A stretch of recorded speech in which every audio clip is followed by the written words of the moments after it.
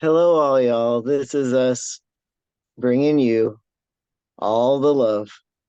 Today's topic is manifesting as prayer, and I'm Jagadisha, an online life guide, and you can find more of me at mind.fully.applied on Instagram. And I'm Randy Martin. I'm a life coach based in Montana, but I work with people all over the world via Zoom. And I can be reached at www.coachrainy.com. So I was just recently sharing with you, right, that I have this incredible woman in my life. Just recently discovered her, although apparently a lot of my friends have been seeing her for a long time. She is, as far as I'm concerned, she's a masseuse, but what she really is a like life coach, therapist, spiritual guide, masseuse. And what happens is like I will go to her with something, some kind of life wound from my childhood, that is informing my behaviors and emotional state, now and has been probably for my whole life, right? And so she'll talk to me about whatever it is for maybe 20 minutes or so. And then I'll get on the table and she will continue talking to me about it and trying to like bring it up for me as intensely as possible, help me explore it. Basically, she's doing therapy with me, but at the same time, she's massaging it out of me. Like she locates where in my body these emotions or wounds are stuck and massages it out. It is absolutely profound. So I've now had four experiences where I've gone this year with this huge issue that I've had my entire life, and I have walked out like cured of that issue. And now, like, the first time was 6 weeks ago, the second time was 4 weeks ago, and those things have stayed gone. Like, I mean, maybe they'll come back, but I don't think so. Like, they feel like they are gone out of my energetic field, gone out of my body, gone out of my neural pathways. Like, I just don't even think that way anymore. It's the most extraordinary thing I've ever experienced in my life. Wow. Yeah. Yeah. I'm amazed and slightly jealous. I would be jealous too. I don't know if there more of her, like Yeah. Maybe I'm getting like a trip to Montana to see a masseuse for my birthday or something. maybe you are. Maybe all you have to do is manifest that. Speaking of manifesting, that, unfortunately, my birthday is not the topic of the podcast. Manifesting is. Plus, And your birthday just passed anyway, so that would be a long time. it's a year-long thing. Don't disrupt that. No, don't mess with it. Sorry, sorry, It's something we do year round. right. You might as well use that reason to celebrate. There's got to be a reason. Yep. Um, the topic is manifestation as prayer. Yeah. And we kind of landed on that last time because there was this thread of faith as action. And considering it from this perspective, in that in the faith as action vein, there was this idea bubbling up. For example, in some cultures, especially spiritual traditions, there's no word for forgiveness. Mm. There's not even a word for it because there's just this sort of preemptive, intuitive knowing that that's not necessary because I'm here experimenting. I'm experimenting. So these things that we tend to call mistakes in this duality that we experience this life as, then the mistakes to actually become opportunities in my mind, you know, my perspective needs to change, mine personally, because I have a word for forgiveness and I have a whole lot of words for the things I need to be forgiven for, I think, Yeah. and we Yeah. typically call this like guilt and shame. Yeah. So, so what the reason I asked you to tell this story to start us off today is because I think what you're encountering is a person who is very practiced and skilled. Skill comes with practice, inevitably, always. Skill comes with practice of uh, or in following their intuition. Yes. That's exactly what she does. Yes, that's right. She's intuitive, yeah. Yes. And I think at the end last time we came to this point of the all-inclusive intuitive, but we needed to wrap up. And so, watching the time also today, um, I like that we're picking up here because this intuitive person who's sharing their gifts with you, um, they're tapping into what we also might call holistic, of which the root word is holy, Hmm. body, mind, spirit. Body, mind, spirit. There's no, I'm not just going to touch your body and that's all I'm touching. And so many physical therapists of all kinds, including masseuses, can of course see this as all that they're paid to do, understandably. Also, maybe all that they know how to do. It could be all that they know. They're not in touch with their intuitive sense. Right. I I am certainly representing that we all have intuitive sense. We all have it, Mm-hmm. and we can tap into it. And so this is how I'm coming to the connection between that story and this topic today, that we can see manifesting as prayer, and it requires this shift, the same as the reason, you know, I can recognize that no, forgiveness actually isn't necessary Mm. because I can shift my perspective, and then prayer ceases to be a wish list, asking some probably fatherly figure in the sky, sometimes motherly, in the cultural experience I've had, for some stuff. Please God, allow me to get, as Mm-hmm. if God is in the way. However, what actually happens when we can see it all as love is that God is the way. And so seeing manifesting as prayer is maybe a more accurate, just more accurate way to be in the world. Not seeing prayer as manifesting, but seeing manifesting as prayer. I feel that both one cannot be true without the other. But seeing prayer as manifesting is, I mean, just according to like what I followed of what you're saying is this, what prayer is I mean, like traditionally speaking, right, in the Judeo-Christian framework, it Sure. is just as you said, asking God to give you stuff, right? Or give Or you, yeah, save me and rescue me. Sure. right, right. Um, that what you're saying is that that's not manifesting. That's this other It interaction. it's limited the same way that asking for forgiveness in any form is limited.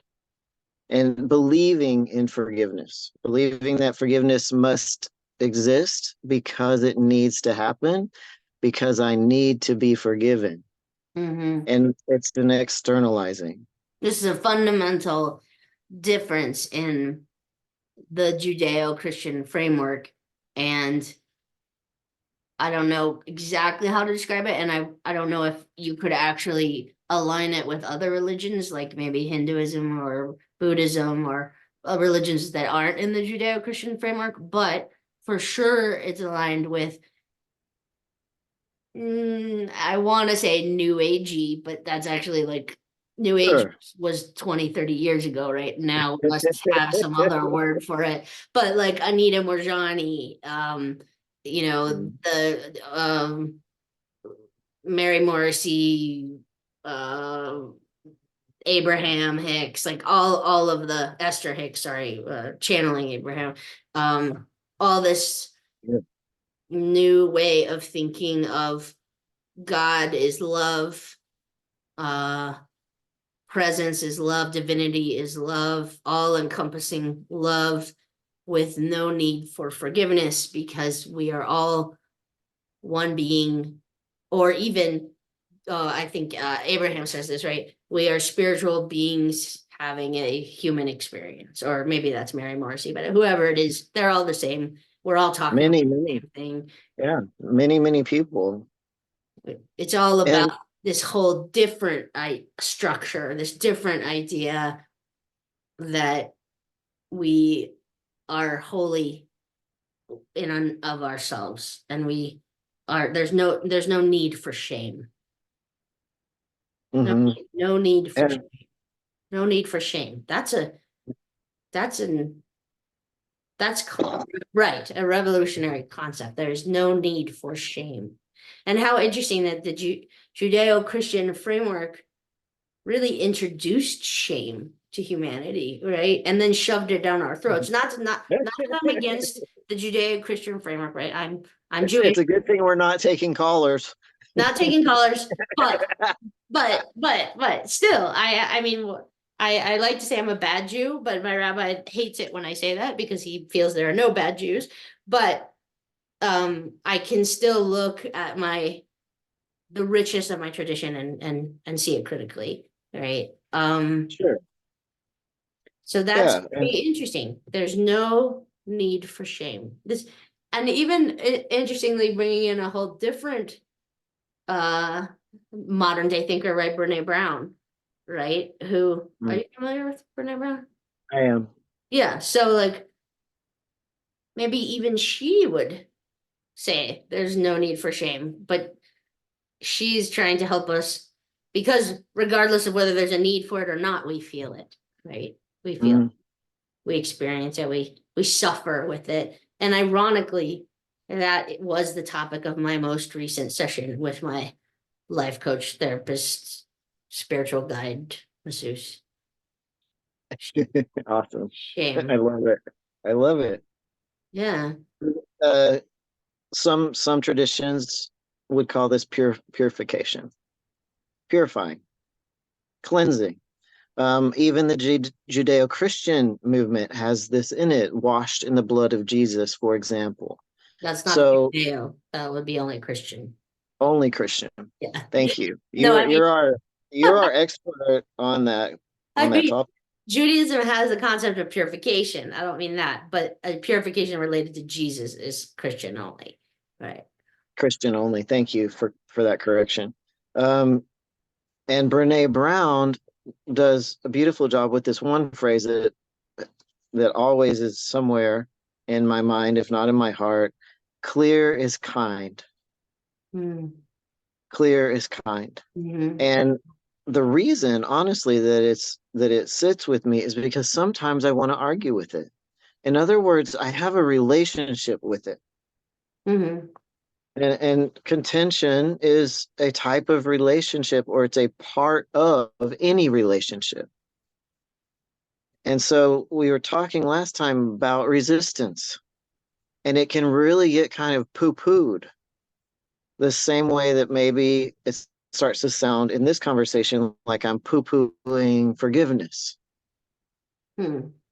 But I'm really not. I'm just pointing to it as a perspective, or a component of a perspective that gets subconsciously worked in, that may be worked into our system systematically, worked in as a ticking off point. Mm-hmm. Literally, we do this subconsciously all day long. We apologize. We ask for forgiveness, Mm-hmm. probably in some form every day. Yes, multiple times. That maybe we have never really stopped to look at it to say, huh, I wonder what it's about, or I wonder what it's like to live in the headspace of and the heart space of forgiveness isn't really even a thing. And maybe it has something to do with this statement, manifesting as prayer, considering manifesting as prayer. I am, you can call it whatever name you want. All right. So I am living a life that I consider to be a prayer. Another way to say it. Mm. Why don't you expand more on that? Well, I mean, I certainly am not coining this phrase, but like, it's certainly in the self-help literature all over the place, especially the more religious and spiritual self-help literature. Life is a prayer. But how are you defining prayer in this context, I guess, maybe is the I think that's a great way to start. That really can anchor us in because the names that we call all of this are really endless possibilities, endless possibilities. And we like these little catchphrases because they feel accurate.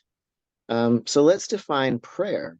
So manifesting as prayer, just adopting, maybe we'll consider adopting this perspective for certain parts of the day or maybe a minute or two of this conversation. So prayer is, I'll go first and then I want you to go. Prayer is a conversation that is a manifestation or a way of embodying a conversation with what I consider to be a higher power or a power beyond what I am or what I am capable of being, what I am incapable of seeing, what I am incapable of knowing. I sense that there's something beyond because these limitations don't ring true with what this body's actually doing on its own without any of my thought even. Breathing, for example, there's something beyond this, the edges of my frame that are outlined by my skin. This isn't all there is. yeah, So prayer is that conversing in all the ways that it happens, verbally and non-verbally, with that higher power or what I consider to be beyond the confines of this body.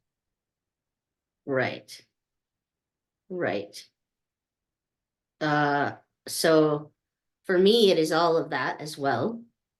But, but, and this is probably influenced by my Jewish background, but it also contains a praise to God or the whatever is more than me or that I'm conversing with, praise and gratitude, and then often requests, right?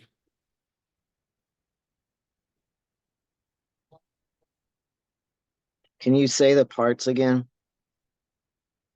Praise, then gratitude, then requests.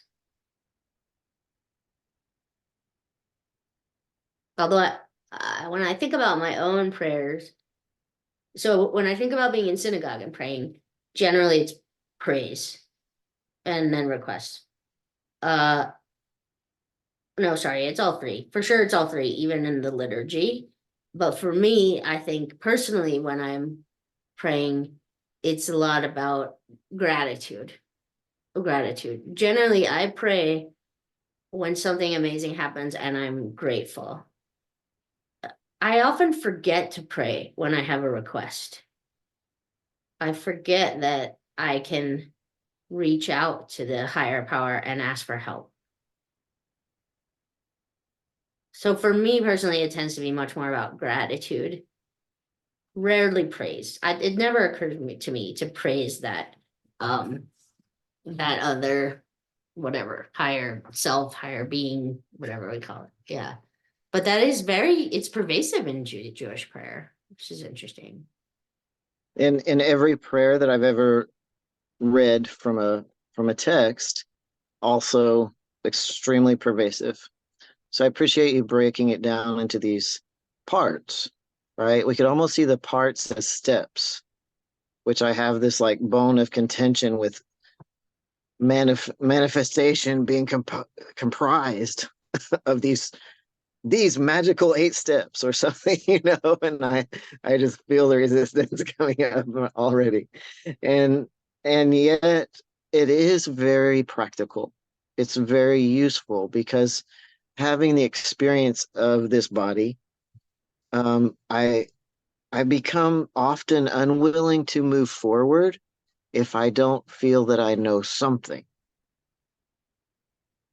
right? So if I at least have these parts, then I'm like, I'd at least like to know what I'm getting into here, and then I can have these parts and these endless many names that we can call it. Okay, Jagadisha, we'll call it this.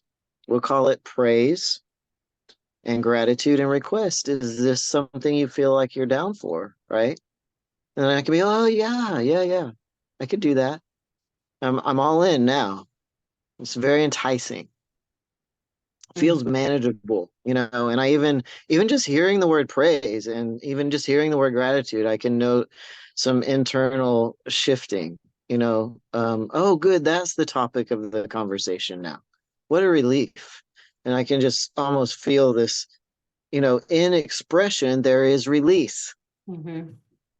For something to be expressed, there has to be a release.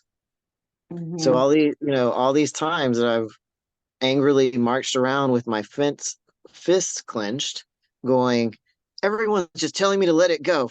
F them, like, how do you do that? How's a human being supposed to do that? You Mhm. know, this is how fundamentally expression, praise, gratitude, and request. So prayer being this special kind of expression. Mhm. In psychology, we might call this positivity, affirmations, positive psychology. We might name it lots of different things, right? It's just that the flavor of spirituality or religion, which is also just a name of a flavor, is calling it these words for a reason, Mhm. for the same reason, but maybe more practically so. Fundamentally, these words are enticing. First of all, they're familiar. They're very simple. Hey, Rainey, you want to go do some praising with me? Right? Like, I don't know what you mean by that, crazy, but sure, because it just kind of sounds good. Like we can be okay with it. It almost sounds tempting, right? It sounds Yeah. like it's fun. Also, my tone, of course, is adding to that flavor. But what I really honed in on as you were speaking was praise, gratitude, and request in our brain. It's happening intermittently, very quickly, and there is a holistic or holy wholeness to all three of these being one. And that's fundamental to the structure I'm proposing here with manifestation as prayer. So it's seeing the parts as all one, holistic or holy. Hmm. So we can see that the one is composed, the all oneness or all love is composed of many different flavors or facets. And we can split it up into endless many parts and names and categories.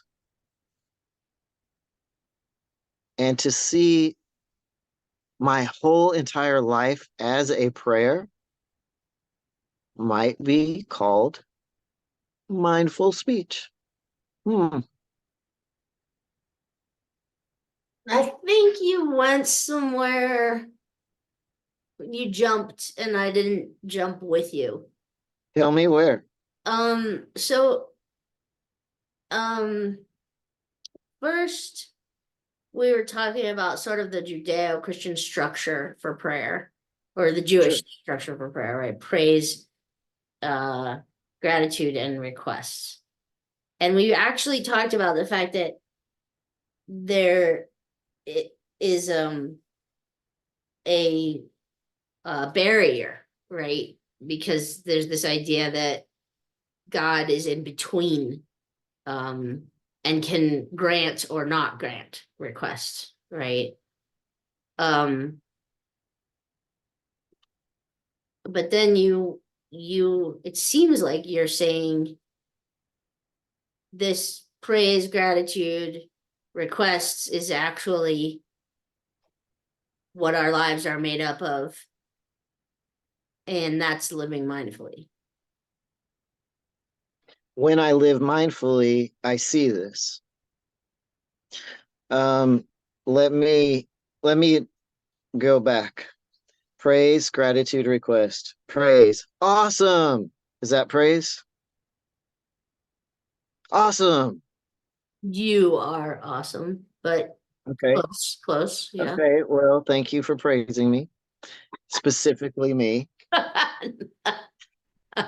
I feel better already. I love it. Okay. Gratitude. Thank you. Thank you. Is that gratitude? Yes. Okay. And then request. More, please. Yeah. Can you see how singing a praise hymn or song or chant or whatever you want to call it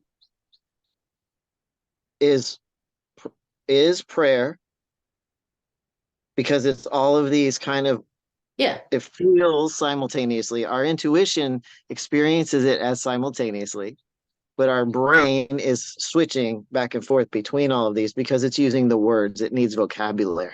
Yeah. Yeah. So it's doing praise, gratitude, request, praise, gratitude, request. Like Hmm. literally, you can look at the meaning of any song and any spiritual song and see this Yeah. over and over and over again. Right.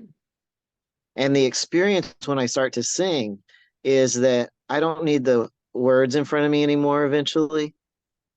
I might wake up hearing the song. I might sing it in my dreams. It just starts to come out of me and I don't know from where. This is the intuitive sense that happens with practice. We could say the practice of manifesting, that the whole thing is just coming out of me all the time. And I am part of this wholeness, whether I realize it or not. Hmm. Hmm. Hmm. And that's how I can see prayer as manifesting, or manifesting as prayer, aka my whole life is a prayer. Hmm. And the intuitive piece, the story of your intuitive masseuse is a demonstration of this, because you you very clearly expressed to me earlier, this is the best there is. Why isn't every practitioner like this? Hmm. We could have a million podcasts about why aren't they like this, why aren't they all like this, or we can sit with this topic that we're on, which is kind of like praise, gratitude, and requests. Hmm. Hmm. And the request is always some form of more, please. Hmm. Why? Because praise and gratitude feel really good, and they also do the job of taking my brain that always wants to chew on something. It always wants data. Hmm. And if the data is there, it wants to do something with it. And the mind is running the show here. most of the time. And the the brain wants to chew chew on whatever's there. So it's my higher self, we could call it power. I'm sneaking in a concept here that the higher At the last power minute. is in the self. No, not me. That the higher power could also be named self, capital S maybe. Mhm. And and make this appealing, make the brain hungry for it. Train the brain to it. Mhm. Praise, gratitude, requests. Praise, gratitude, requests. Let's make it a song. Let's make it rhyme. Let's sing it. Let's dance to it. These are all actions and require, therefore, faith to take a first step into. But then what happens when I make it a practice? What if I memorize this practitioner's steps to manifestation? I paid $8,000 for this program. I had better get something out of it. I'm going to memorize these 8 steps and I'm going to be a manifesting mother effer. Now, got it. Okay, so I spend a month on it. I want my money back. Oh, sorry, only 30-day money back guarantee. Now I'm stuck with it. Right. So you can see how that question of, well, why isn't every practitioner like this? Because they're like us. Because we all of us humans have this tendency to pick at the sore, the wound, whatever's hurting, and have a sort of a moment with it. I got to make it better. Or before I even say that, I'm going to say, ouch, make it stop. But the more program, if I am legitimately asking for more, I want my life to be more than the request to make it stop. I want my life to be what we could call positive psychology, an affirmation of what, therefore, I want to follow my desires, not my compulsions, but my desires. Mhm. So, this is how manifesting can be seen as prayer, because prayer is just maybe an older word for it. I see how you did that.